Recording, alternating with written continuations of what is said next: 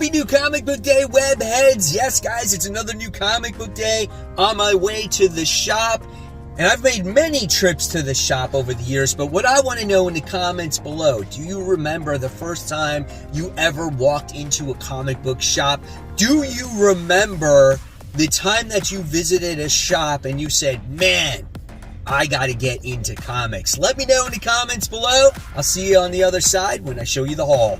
Welcome back, webheads. This is Spider Slayer's Comic Book Haul, episode 574, the video series where each and every week I share with you what I picked up at the comic shop, which is Comic Central, located in the city of Sanford, in the Central Florida area. So whenever you stop by and you check out the shop, you buy something, you don't tell Mike Spider Slayer sent you. And when you make that purchase, of course, you're going to get that mysterious black bag, right? And inside, you're guaranteed the comics that you bought.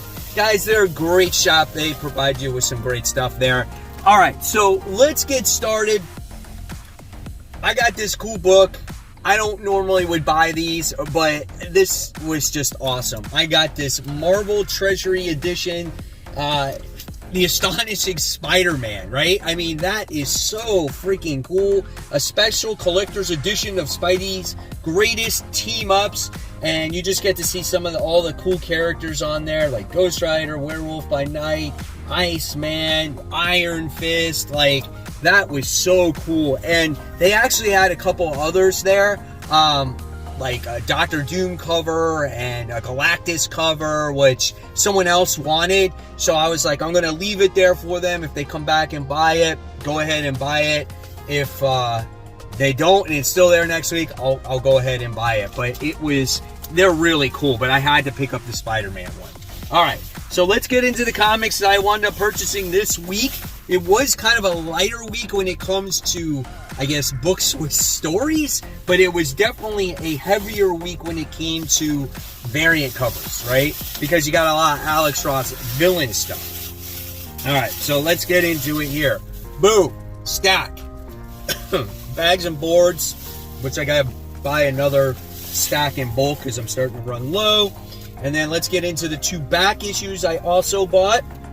I've been finding a lot of Iron Man older issues, so I'm picking them up. This is Invincible Iron Man issue 43, the first appearance of the Guardsman. Who the hell's the Guardsman? I don't care. Like I said, it's an early issue of Iron Man. I'm trying to grab them while I see them, so I thought that was an awesome cover, so why not grab that, right? And then, gotta pick it up, guys. The Amazing Spider-Man issue 318. I think I picked up a cover of this just recently. Why not pick up another one? I'm going to scoop these up every single day of the week when I see them. And this Saturday, stay tuned for a video where me and my son visit a couple shops in Lakeland, Florida while my daughter was at a dance competition. I snagged some cool Spider-Man comics, so stay tuned for that on Saturday. $10 for this. Great shape, direct edition. Add it to the pile, right? Okay. Normal comics, that's what's left. First things first, let's dive into some DC. Batman and the Joker, The Deadly Duo, Book 5. What can I say about this book? It's phenomenal. One of the best books going. Check out the artwork in this book. Nice 2-page spread to open up to. It's been so great seeing this crazy team up with Batman and the Joker, trying to figure out this scientist that's creating like Joker clones. Man, it's great. All right, and then we wound up getting the Flash 1 Minute War Start the Clock issue 1. So I guess this collects issue 790 through 792 of the Flash. So everything that you got going on when it comes to this whole story as of right now, in case you missed out, is going on here. So yeah, that's cool. So if I want to read it in trade or keep the individual issues, whatever, you know, so that's kind of cool. Maybe I'll give it away in case people missed out on the Flash too. All right, speaking of the Flash, we got the 1 Minute War Part 5.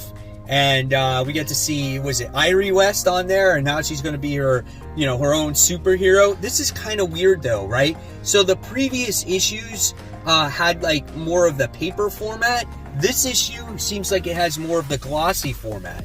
what is DC doing? Like, can't we make up our mind on what we're going to do with our comic books? You know, is it going to be the glossy paper? Is it going to be newspaper paper? Like, make up your mind. But check out that artwork, man. One of the best stories going on for DC right now. So speaking of some Batman, we got Batman issue 133. Batman in an alternate universe right now. This version's of Bruce Wayne is dead. We got real Batman in here. Tim Drake is looking for him. I don't know, man. My prediction is this version of Alfred might make his way back to the main Earth. That's just the way I'm thinking here, but I could be wrong. This story's been okay at best. It's a shame, though, because Chip Zdarsky started off fire with Failsafe, and you thought that his storytelling was going to be very intense. It was going to really mean something. And now we got Batman in alternate Earth. Not very original, but, you know, it's Batman, and you always got to read it, right? But if anything, I wound up getting this Art Germ variant of issue 133. Absolutely awesome cover with Joker here. This was on my top 10 comic book covers of the week. If you guys haven't checked it out, go ahead and check it out and vote on your favorite comic book cover of the week. All right, got a little bit more DC. We got Dawn of DC, Adventures of Superman, John Kent, issue 1. I don't know how many of you guys are going to buy this, if you're going to buy into Tom Taylor's Superman, but it looks like John is going to have to go into different Earths once again and become part of the Injustice universe. I don't know, but it looks like it does deal with story threads from, you know, from the past volume or, you know, mini or whatever it was that Tom Taylor wrote. So again, we'll see what this has to offer for its readers. All right, so let's dive into, I guess, a couple of independents here. So we have Clear issue 1. This is Scott Snyder's new book. This is a hefty book. A lot of pages here. I think this was written on Substack. If I stand corrected, let me know. Here's some of the interior artwork in here. That's pretty cool, man. I like this. It's kind of like this edgy, maybe futuristic punk style of artwork. Oh, wow. And then it gets like back to normal. Interesting story. So I'm looking forward to this to see what it has to offer for its readers. So that's Clear issue 1, published by Dark Horse. Then we have Emma Kubert's Stoneheart issue 1. When I read the synopsis of this book, it seemed quite interesting. Pretty crazy art.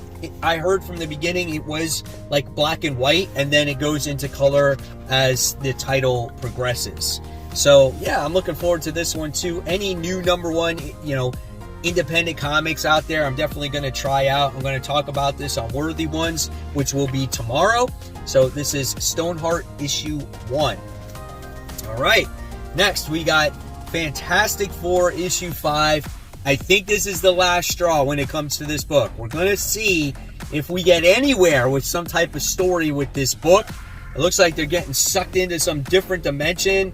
Maybe the mirror dimension, or I don't even know what's going on. This book has been all over the place. There's been no real direction. We've gotten individual, like, kind of character one-shots. There's a lot going on in this book, man. A lot of nothing going on in this book. But I'm going to give it one more try and see what it has to offer.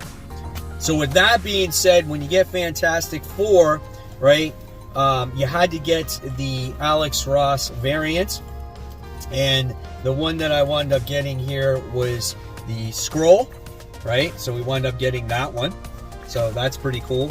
And then I wound up getting Scarlet Witch, and for some reason I got 2 covers of the Scarlet Witch, Alex Ross. But this is kind of funny. Look at this.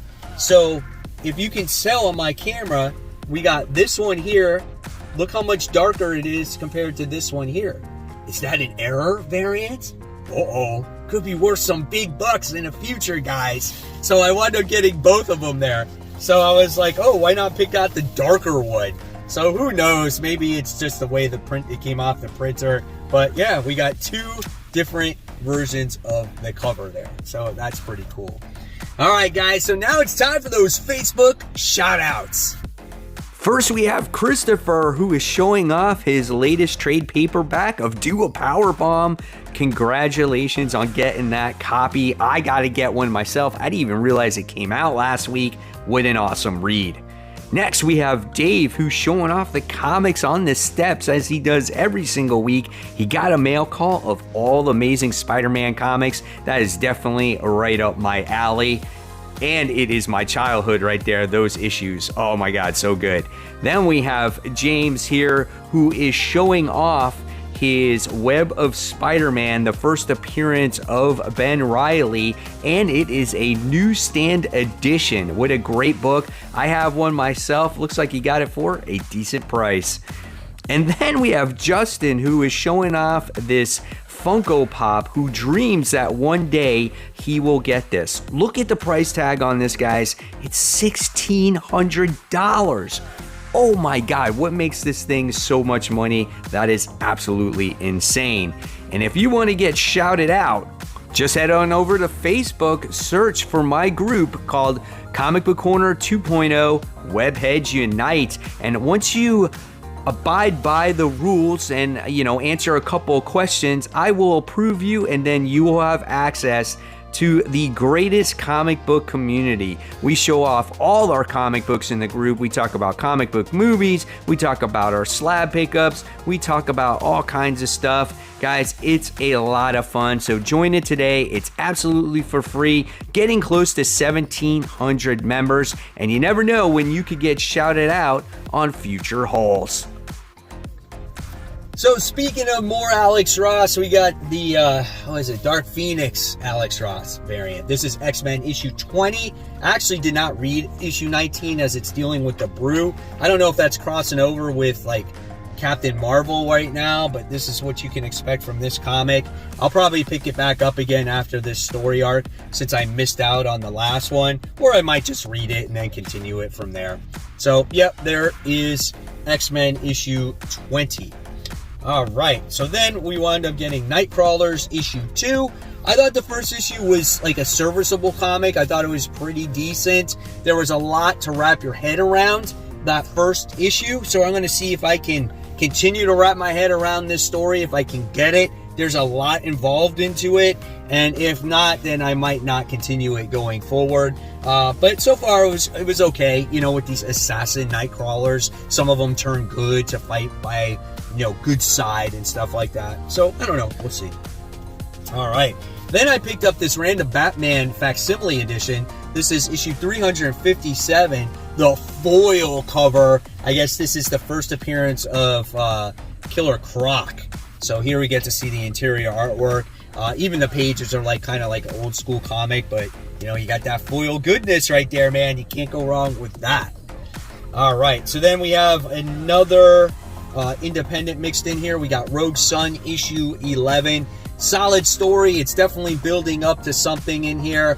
We're getting some, new enemies being created. We're getting a guy that supposedly our main character trusts, that's trying to guide him. There's some high school stuff going on here. I love how we get a lot of these up and down pages in this comic. So yeah, overall, Rogue Sun has been a phenomenal read. It's definitely, though, something that you should read from the beginning to get a pure appreciation of the comic. All right. And then we wound up getting X-23 Deadly Regenesis issue 1. Absolutely gorgeous cover of Laura. I am so looking forward to this book. This book takes place during X-Men and X-Force time. So it's not current. That's what I'm looking forward to the most when it comes from this comic book. Let's check out some of the art in here. We got a little bit of Wolverine going on in here. Here's we got some good facial expressions from Laura as well. So yeah, this is kind of cool, man. I'm looking forward to a good Laura book. None of this current stuff that's going on. All right. And then next, well, I guess we had to do this, right? We got all three covers, I guess, of Mary Jane and Black Cat. We got the normal cover, which that's pretty freaking awesome, right? And I'm going to point this out now. So the comic book shop manager, John, he's just like, okay, so you got this Mary Jane on the cover, and then you got that Mary Jane on the cover. Come on, right? Which one do you like better? Right? All right, so we got Mary Jane, Black Cat, issue 4 of 5, the penultimate issue here of these two teaming up. It's been one crazy ride. Love the artwork in this book. Love the interactions between Black Cat and Mary Jane as well. Here we get to see her powering up. Great book, man. Awesome artwork. Can't wait to dive into that bad boy. All right, and then, of course, we got the variant cover, the Alex Ross Timeless. I think Mary Jane looks great. Not Mary Jane. I think Felicia looks very good in this cover. So happy to have that one. And then we got the one where we have just all the different versions of her. I had no idea that she wore this many costumes. Hey, but they all look good in their own way, right? The only one I did not like, I think it was when Dan Slott wrote her. I didn't like that one. I can't seem to find it. This one's pretty hot, though. I like that one. That's cool. So, yeah, we got that one. All right. What else do we have? We have the Earth's Mightiest Avengers issue 66, which I don't read, but I bought it for the Ultron issue cover. I mean, that's pretty badass, too. I love the reflection. It looks really good. And then we got, of course, the Amazing Spider-Man. We got the homage to the Incredible Hulk. So that's really badass. And then, of course, like I showed you earlier, this is it, guys. It even says it right freaking here. Story progression is freaking needed. Now, the story arc you've been waiting for, right? What's going to happen with Peter, MJ, who the hell's Paul? What are these kids? Do they give you any answers? We'll see. The artwork is horrible. What is up with this kid's head? Look how big it is compared to his body. What the heck is that, man? Come on. Oh, I'm just looking through the 1 year earlier. It's happening, guys. It's finally happening. I can't wait. I can't wait. So there you have it. There is the haul for the week. Hopefully you guys enjoyed it. I want to know everything in the comments below, what you picked up for the week, or put it on the Facebook group. Go ahead and join it absolutely for free. If you love my content, I'm leaving more content right here. This is my top 10 most anticipated comics for next week. And of course, guys, as always, keep buying, keep collecting, but more importantly, always read your comics. Happy New Comic Book Day. And I can't wait to read Amazing Spider-Man issue 21. That's going to be first. Take care, guys. Bye.